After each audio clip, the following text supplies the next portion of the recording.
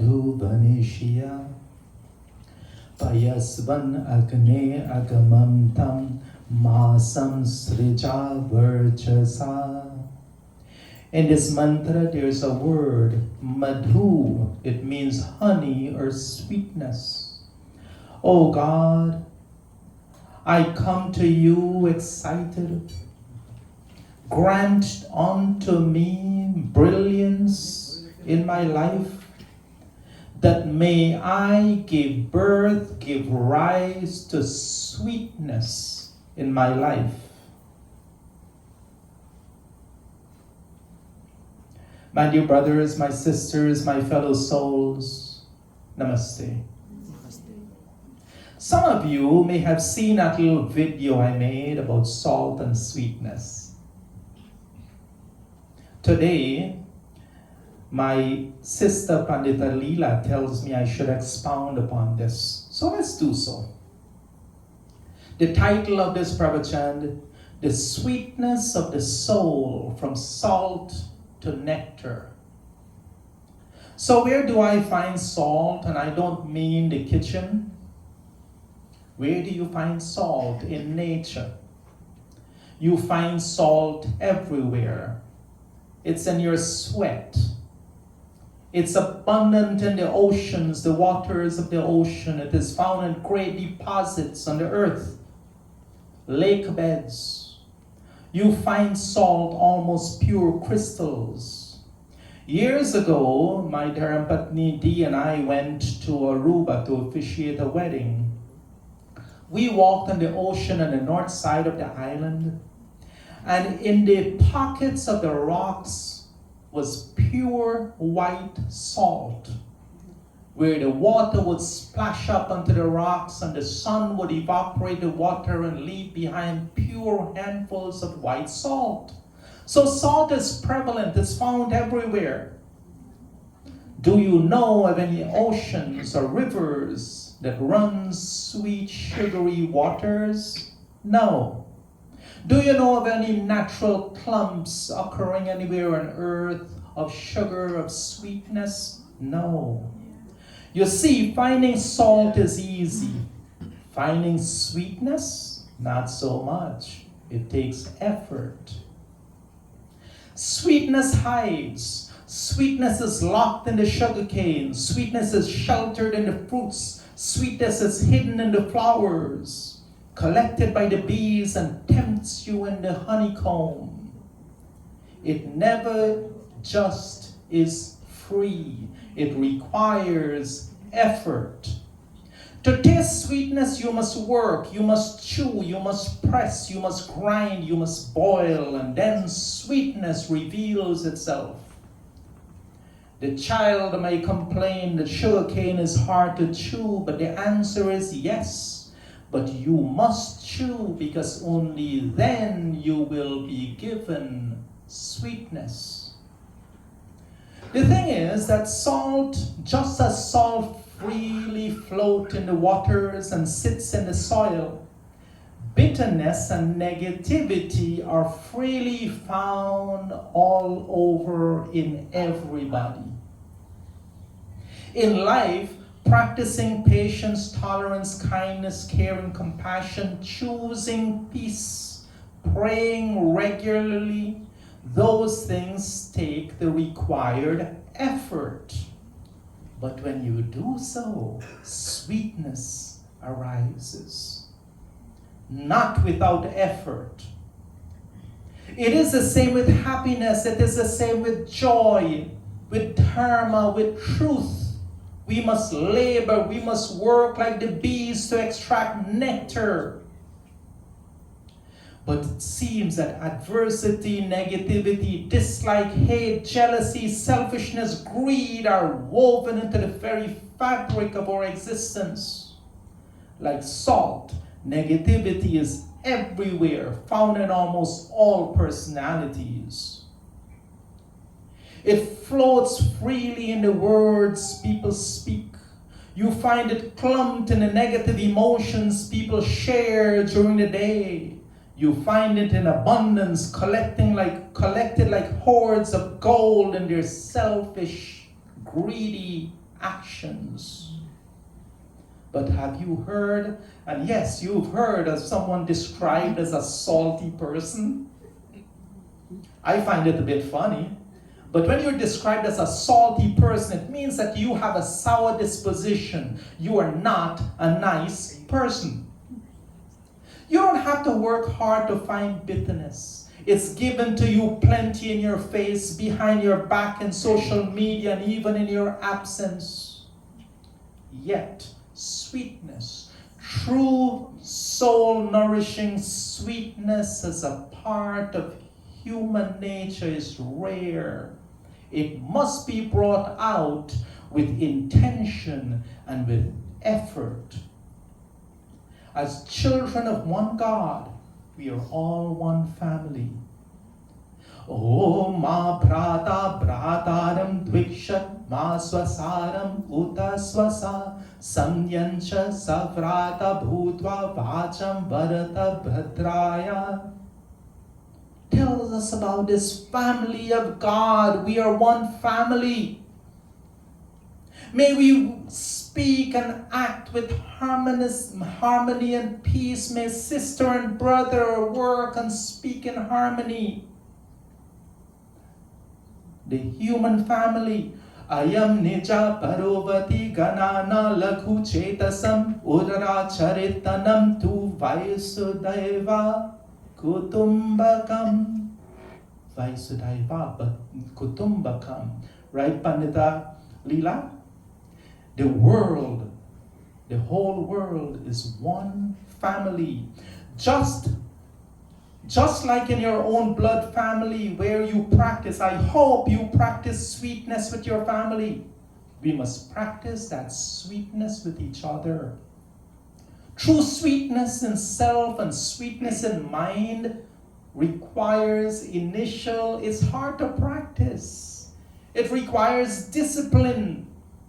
I always say the things in life that is worth having, love, even money, good relationships, takes effort. It requires discipline. We all heard this. Adharam madhuram vadanam madhuram nayanam madhuram hasitam madhuram.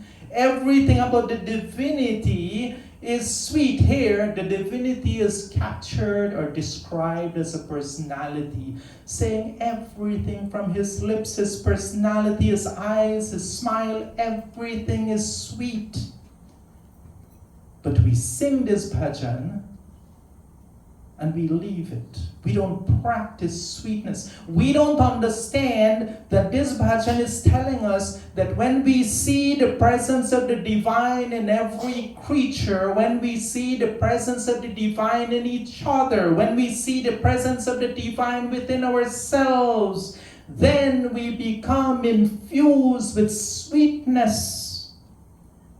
In that state, we have become sweetness. So how do we cultivate this inner sweetness, this kind of sweetness of personality? And this kind of sweetness, you don't even have to speak to somebody to know that they have that kind of sweetness. You see it in them, you feel it in them, you see it in their body language, you see it in the way they sit, you see it in their smile, you see it in their general attitude. When somebody is sweet-minded, words is not needed to bring it out. But this is our goal, to truly begin exhibiting these uniquely divine qualities. That sweetness from us infects everybody else around us with sweetness.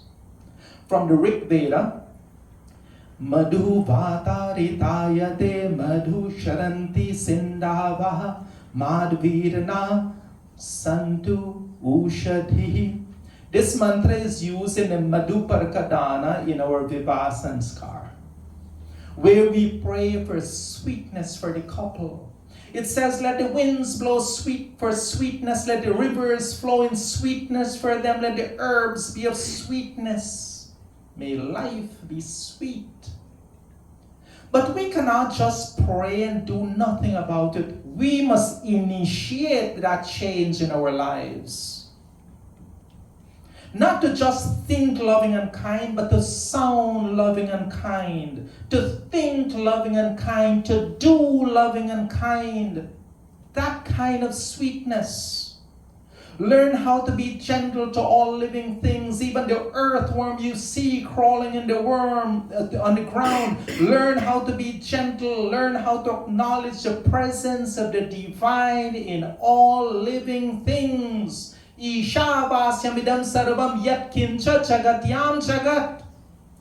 when you do this, gentleness, sweetness will overcome you. The way of being, this way of being should be automatic. We should be able to do this without effort. I'll tell you this, when Dee and I, when we get the news that somebody passed away, right away without thinking, comes to mind. If we're driving down the road and we see a animal hit down by the car and its remains in the side of the road, without thinking, our minds go to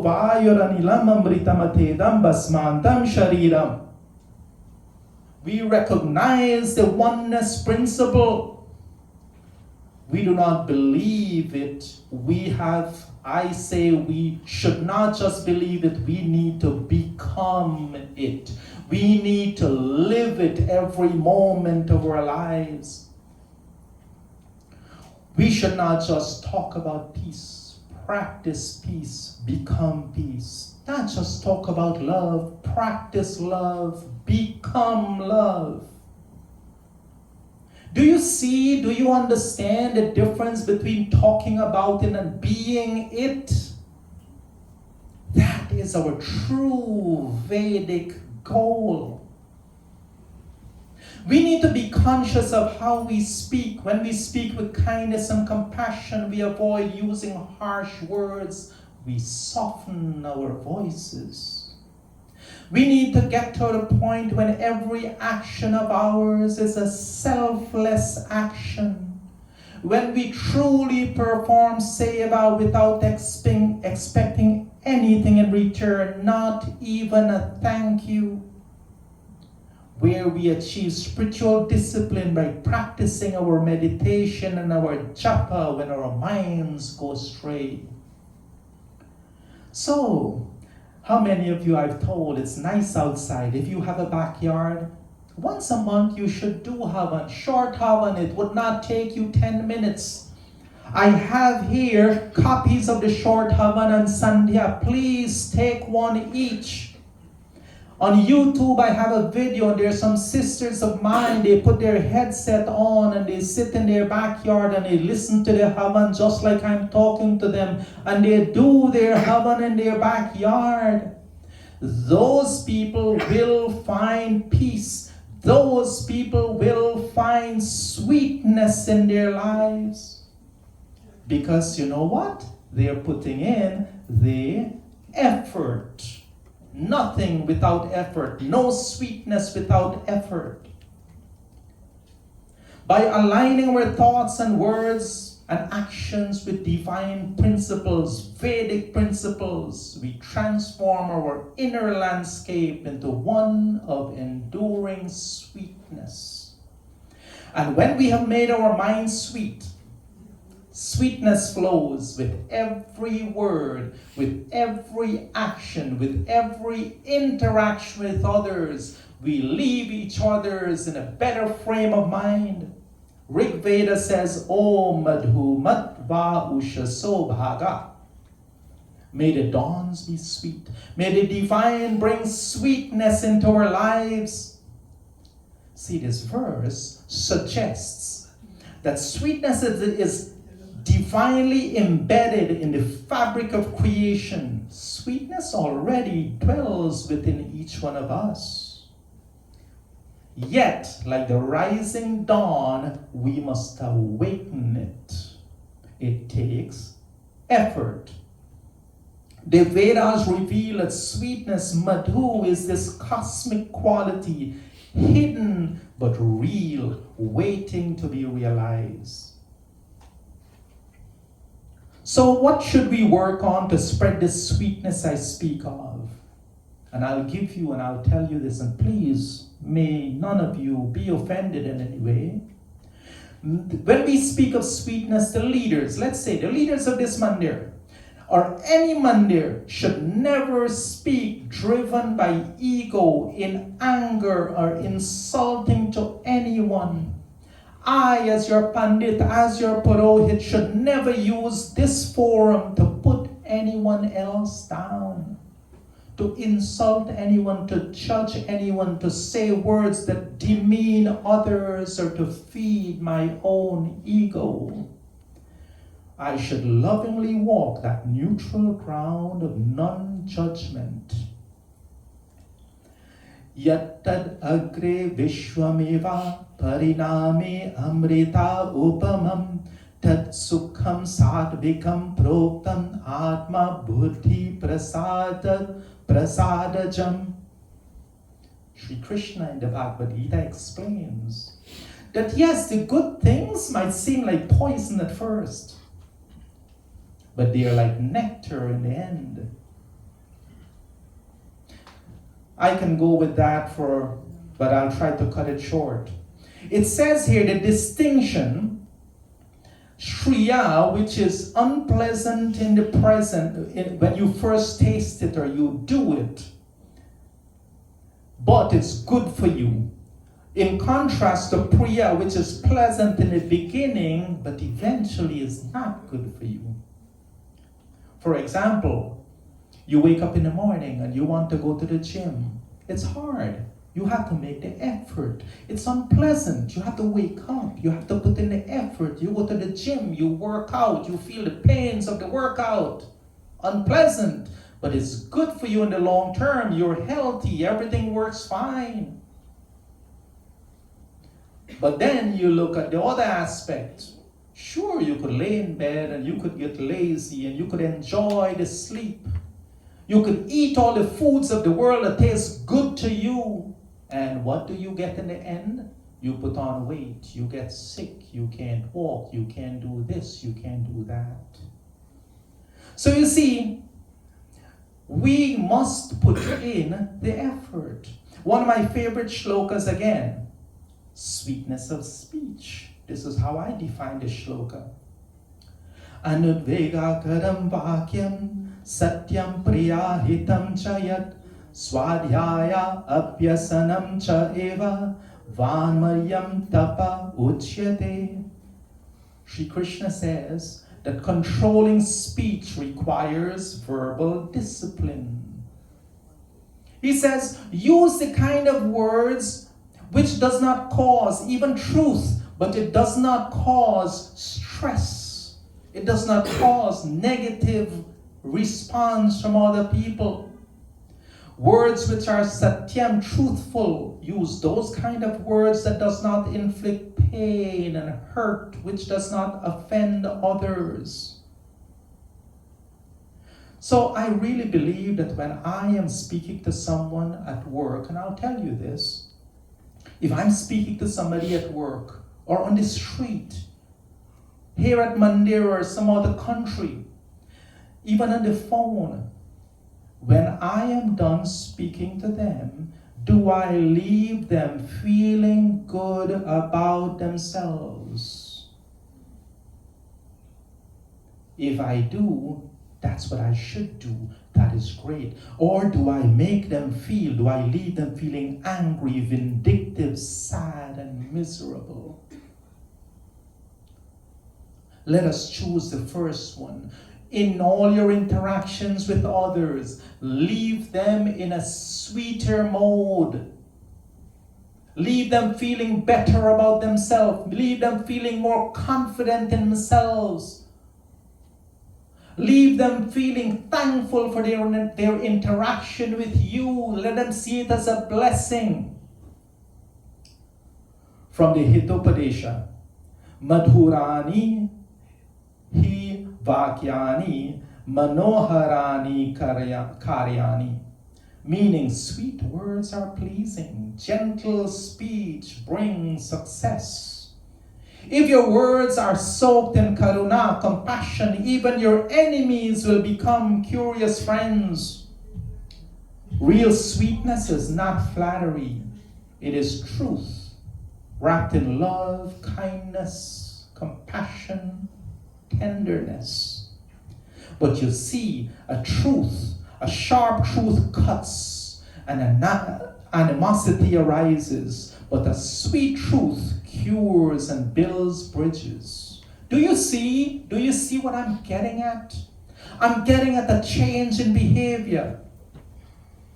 So please, listen to me carefully. And this is why most of us can't get past this hurdle. The ability to listen to ourselves is not inherent, meaning that it does not come naturally.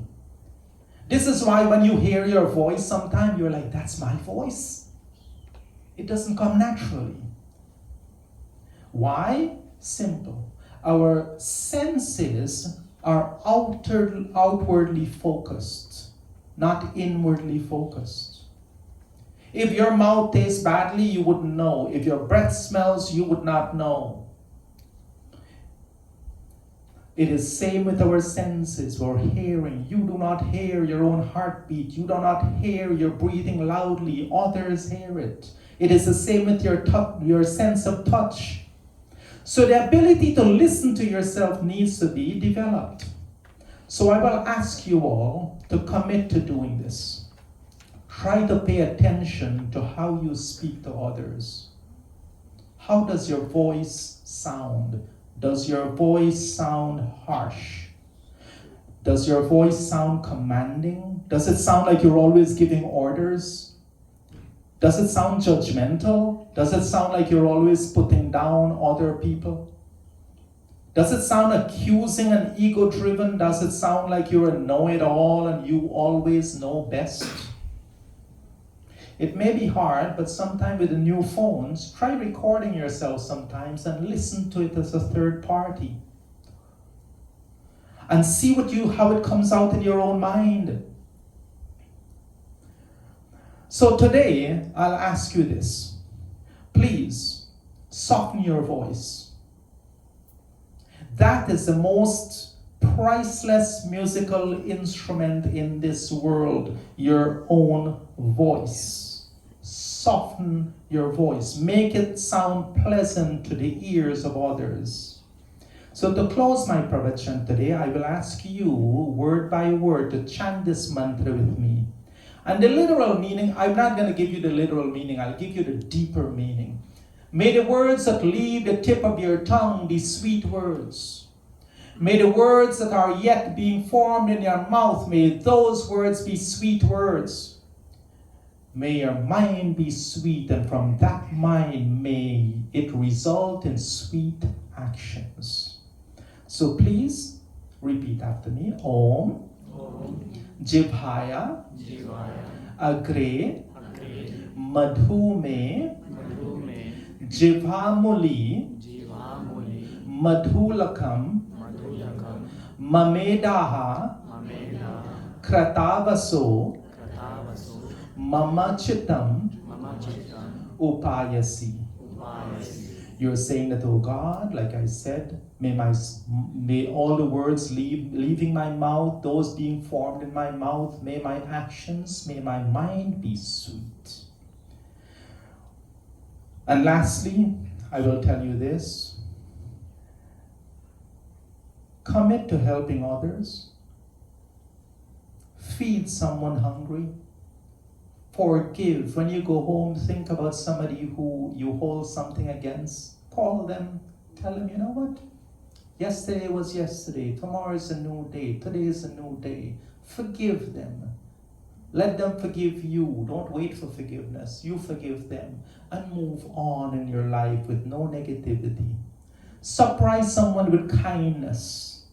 Give somebody something instead of always having our hands out for others to give us. Give freely. I'll tell you this, I have a roll of money in my car. I'm not rich by no means, But I have a roll, and Dee has the same thing in her car. $5, dollar bills, $20. We never let an empty hand stay empty. Give. What you give returns to you multifold. Give freely. Today I pray, may all of you be blessed. May you develop sweet thoughts. May you continue to be sweet-minded. Madhu Manaha. Om Purnamadaha Purnamidam Purnat Purnamudachyate Purnasya Purnamadaya Purnamevavashishyate. With love and humility in my heart, namaste to each one of you.